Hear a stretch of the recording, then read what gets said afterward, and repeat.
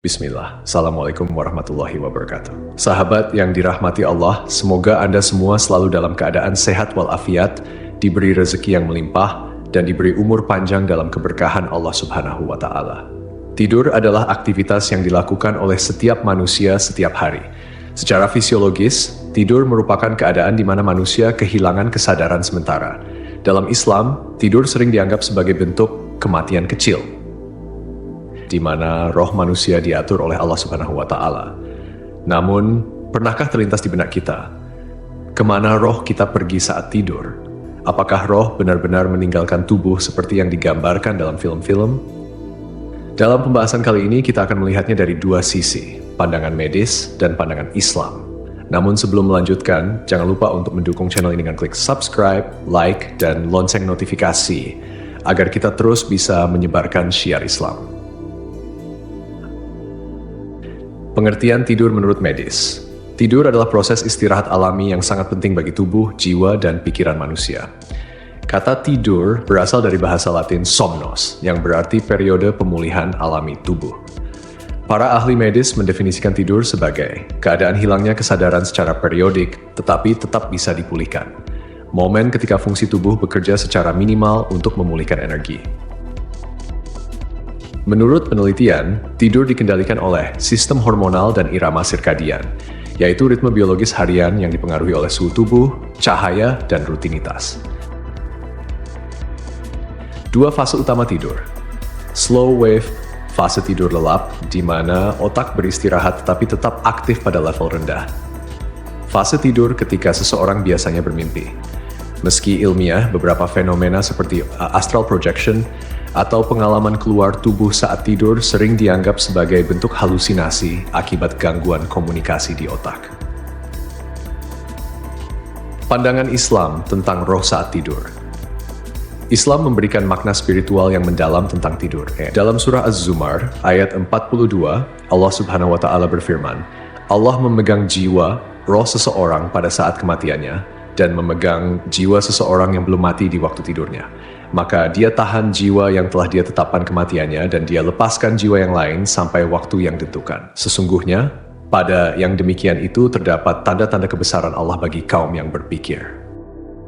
Ayat ini menegaskan bahwa roh manusia pergi saat tidur, tetapi tidak sepenuhnya meninggalkan tubuh seperti gambaran fisik yang sering kita bayangkan. Allah memegang kendali penuh atas roh, dan hanya Dia yang menentukan apakah seseorang kembali bangun atau tetap dalam keadaan wafat. Tafsir para ulama, Ibnu Katsir menjelaskan bahwa roh manusia saat tidur seperti dipinjam oleh Allah Subhanahu wa Ta'ala dan akan dikembalikan kepada tubuh ketika waktu tidurnya usai. Al-Qurtubi menyebutkan bahwa tidur adalah bentuk kematian sementara yang menjadi pengingat bagi manusia akan kekuasaan Allah Subhanahu wa Ta'ala. Amalan sunnah sebelum tidur. Untuk menjaga keselamatan tubuh dan roh selama tidur, Rasulullah Shallallahu Alaihi Wasallam mengajarkan beberapa sunnah penting. 1. Membaca doa sebelum tidur. Rasulullah Shallallahu Alaihi Wasallam bersabda, dengan namamu ya Allah, aku hidup dan mati. Hadis riwayat Bukhari. 2. Mengibaskan tempat tidur 3 kali.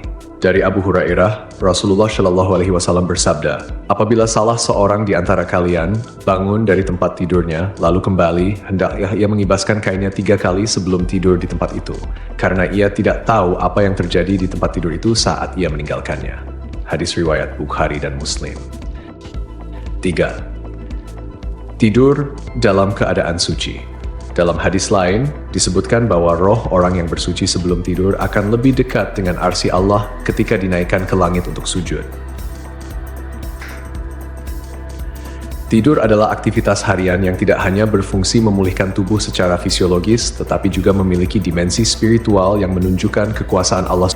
Selama tidur, roh manusia tidak sepenuhnya terpisah dari tubuh, melainkan tetap berada dalam kendali Allah. Dalam surah Al-An'am ayat 60 hingga 61, Allah Subhanahu wa Ta'ala berfirman, dan dialah yang menidurkan kamu di malam hari, dan dia mengetahui apa yang kamu kerjakan pada siang hari.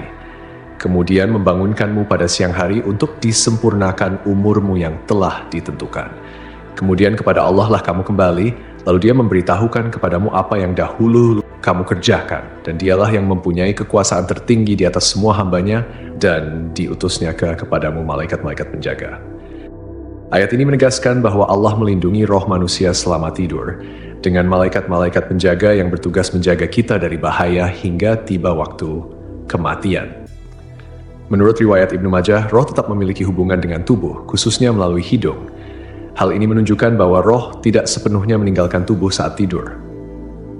Dalam riwayat Al-Baihaqi dari Abdullah bin Amr bin Al-As, disebutkan bahwa roh manusia dinaikkan ke langit saat tidur untuk sujud di hadapan arsy Allah.